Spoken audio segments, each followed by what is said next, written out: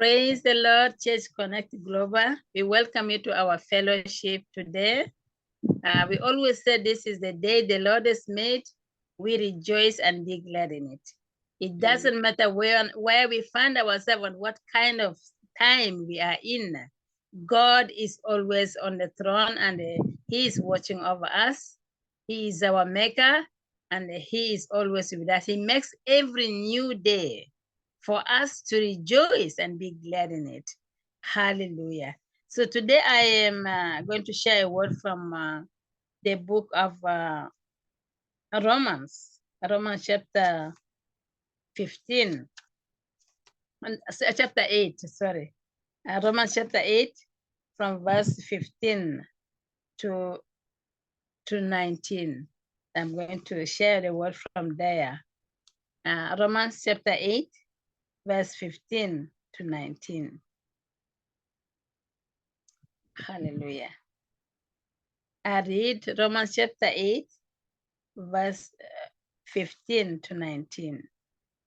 It says, for you did not receive the spirit of bondage again to fear, but you received the spirit of adoption, by whom we cry out, Abba, Father.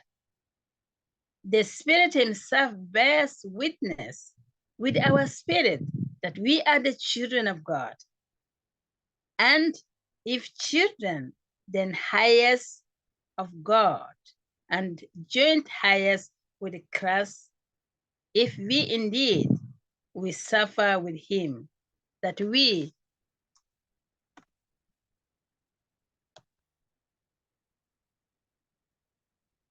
may also be glorified together. For I consider that the sufferings of this present time are not worthy to be compared with the glory which shall be revealed in us. Hallelujah. So let us go to verse 19. For the earnest expectation of the creation eagerly waits for the revealing of the sons of God, Hallelujah. When the Lord tells us that the verse means a lot to us, because it's very important to understand who we are in Christ Jesus. Who are we in Christ Jesus? What is the cause of our salvation and what we have received through this salvation? Because if we don't understand it, then we will be living continuously in fear because we don't know our identity. Who are we? We in Christ Jesus. What we have received as the children of God.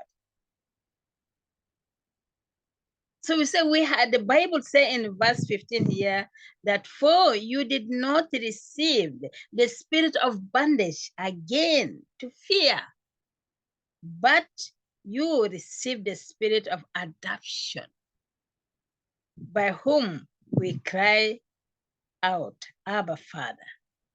The spirit of adoption. Hallelujah. We have been adopted to the tree. We have been reconnected to the tree through Jesus Christ, through what he did for us on the cross. We have been planted back to the root. We have been reconnected to our original position in Christ Jesus through what he did. The spirit of adoption that we cry, Abba, Father.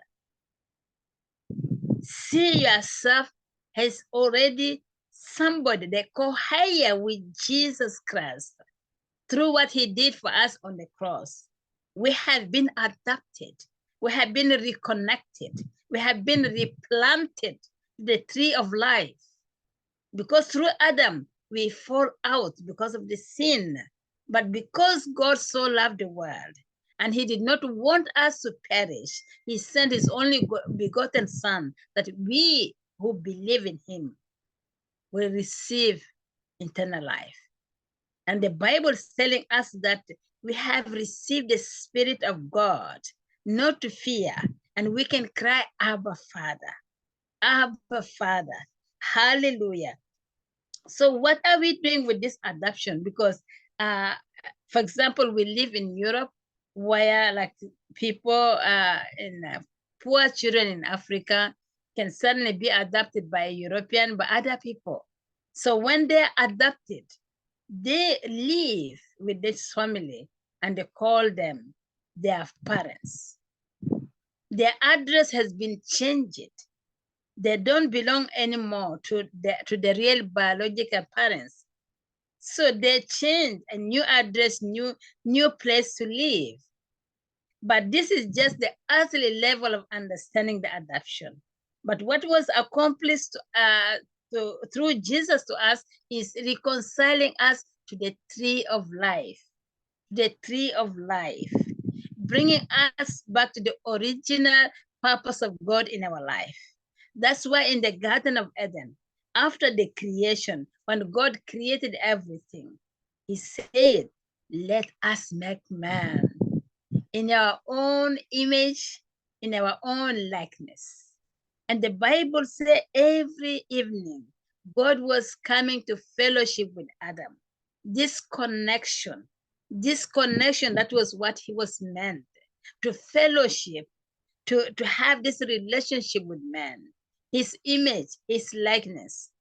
But when sin entered, we were disconnected from this harmony, from this glory, from all what God has intended for us. But when Christ came, when he took upon himself the flesh to come to dwell among us, he brought us back again, that we can boldly cry, Abba, Father, and we are being led by his Spirit that lives in us.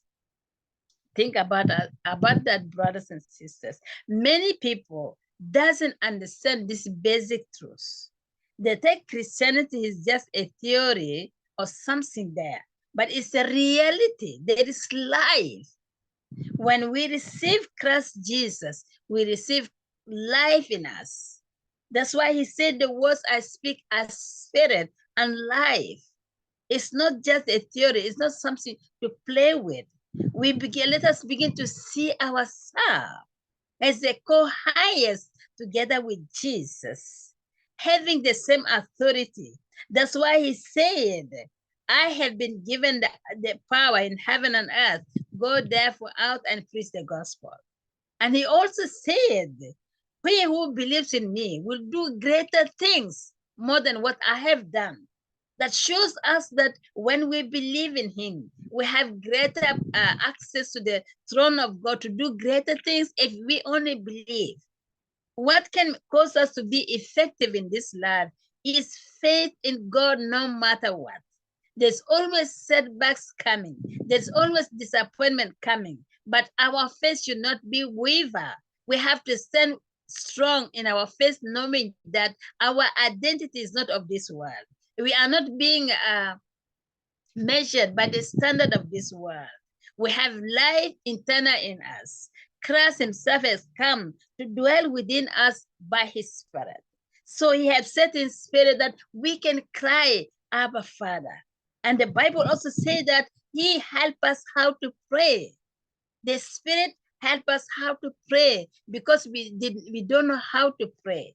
That's what the Bible tells us. And it tells us that Jesus is the interceding for us before the Father.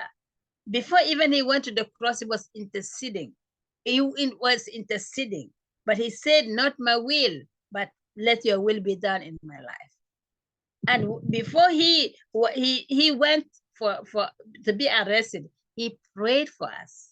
And he said, blessed are those who will not see me, but believe in the message of the apostles.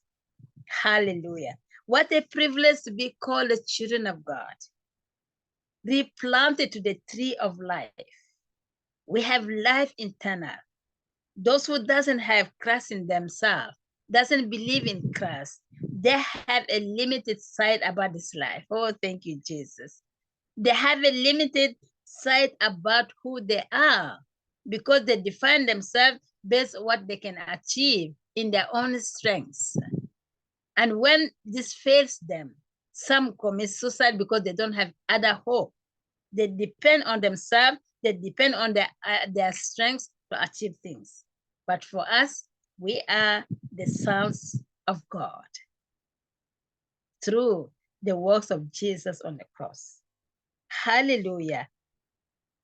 So mostly what I like this is the Spirit, verse 16, the Spirit himself, oh, thank you, Jesus, bear witness with our spirit that we are the children of God.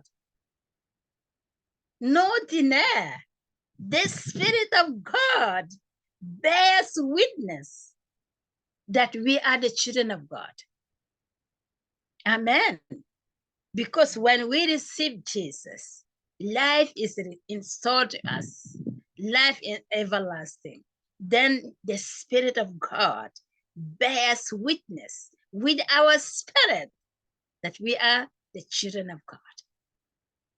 For you out there today, if you have been doubting yourself, the Spirit of God is bearing witness that you are the daughter of God, you are the son of God, through faith in Jesus Christ. Thank you, Jesus. Isn't it amazing that the Spirit of the living God is bearing witness that you are the son of God, you are the daughter of the Most High God. This is something we need to be proud of. This is something that needs to stir our faith. Hallelujah. So the Spirit is bearing witness with our spirit that we are the children of God. In verse 16. Hallelujah. So, and verse 17, and if children, then heirs of God. We are heirs of God. And joint heirs with Christ, if indeed we suffer with him, that we may also be glorified together. And if we think about heirs, the heritage of this life in the world is limited to finance. It's limited to things that will be destroyed. But we are co-heirs with Jesus, the highest of eternal life, the highest of the glory of God. That's why the Bible also says, Christ in us is the hope of glory. Christ in us is the hope of glory. And the Bible also says, arise and shine, for your light is come. Then the glory of God will shine over you. Think about that. We are co-heirs together with Jesus Christ. Co-heirs together. Hallelujah. We are seated together with him in the heavenly places because God has chosen to dwell in us by his Spirit. I want you to know this today. I don't know what we are going through in everyday life. We are being tempted, we are being bombarded by every temptation. But let us know who we are in Christ Jesus, because Christ in us is the hope of glory. The Spirit of God bears witness with our spirit that we are the sons of God. We are the children of God. This is the blessed assurance. There's something that we need to know. And the verse 18, and it says, for I consider that the suffering of this present time are not worthy to be compared with the glory which shall be revealed in us. The suffering of this present time. I don't know what you are going through. What is it that causes you to worry? So the Bible is saying this suffering, you are suffering of this present time, cannot be compared to the glory of God. Yes. Thank you, Jesus. Hallelujah. The suffering of this present time cannot be compared to the glory that will be revealed in us. The glory of God has been impacted, restored to us. We have been restored to the tree of life through the suffering of Jesus, the price he paid to set us free. So the suffering of this moment, the disappointment of this moment, whatever the enemy is throwing at us cannot be compared with the glory that will be revealed in us. The glory that will be revealed in us. And if we read further in this, the Bible says in verse 19, it says, for the earnest expectation of the creation eagerly waits for the revealing of the sons of God. Even the creation is waiting for the revealing of the sons of God. When we begin to live according to what God has proposed, predestined for us. For we are a chosen generation, a royal priesthood, peculiar people, chosen to bring glory to our God, a chosen generation. We are the children of God, and the Spirit of God bears witness that we are the children of God. Hallelujah. We have this kind of short-sightedness when we encounter problems, when we encounter situations, then we begin to see ourselves based on what the word is throwing at us. But if we really know who we are in God, what has been accomplished through the cross, through the blood of Jesus, then we will have this confidence. Some of us have faith in God, but we have not really have this strong confidence in God. Confidence in God. We have a wavering faith. We have sometimes we can hold on to the faith. Sometimes we sleep it out. We let it because we are so bombarded with many things. But today I want us to be like the woman with the issue of blood, that she pressed it on through the crowd because she said to herself, if only I touch the hem of his garment, I will be made whole. And that since she made a decision, no matter what, to press on. It was not an easy task, but she was determined and she believed in what she said because faith spoke within herself that if only I touch the hem of his garment, I will be whole. That's what we need to do. We have this assurance that the Spirit himself bears witness with our spirit that we are the children of God and co-heirs with Jesus Christ. What an opportunity, what a privilege. But still, we look down on ourselves because we are limited to what we see in the physical. But what has been deposited in us in the spiritual is more powerful than what we see around us. Hallelujah.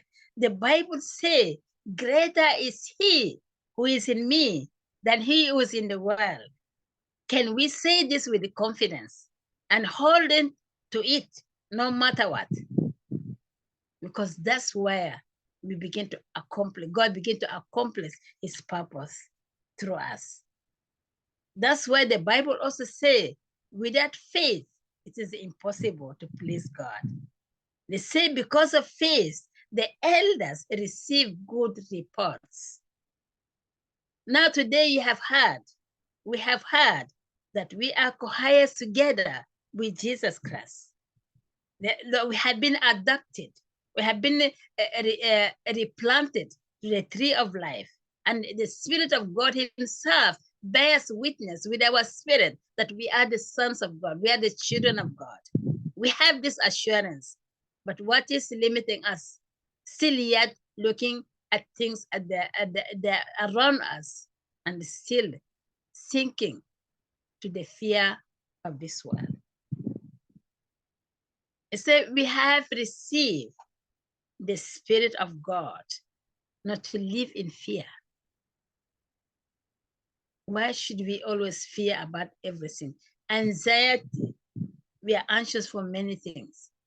But today, let our faith grow, rise again, and take our position as citizens of heaven, as co-heirs together with Jesus Christ. It's not a lie. It's not just a word. It's not something that is written for nothing. It's a living word. We are co-heirs together with Jesus Christ. We have been adopted to the tree of life. And should there be suffering, should there be disappointment, should there be anything that come to attack us, the Bible said the suffering of this moment cannot be compared to the glory that would be revealed in us. What is it that caused us to backslide, to go away from this faith? We need consistency to look forward, not backward. God did not send his only begotten Son to pay the price for me and you in vain, so that what is installed in the kingdom of God cannot be realized in our life. That's why our faith needs to grow. We need to grab this truth and live by it. Sometimes when you are so committed to God, we become a minority in the society. It's better to be in line with God than be connected to the world. So today, I want us to focus on this as we are going to participate in the Holy Communion. This is what have given us the access, hallelujah, to the throne of God, the blood of Jesus. The blood of Jesus is what has given us access to the throne of God. Because when God sees us today, he sees us through the blood of Jesus. And one thing that is special with the blood is there is life in the blood. There is life in the blood. Hallelujah. Hallelujah.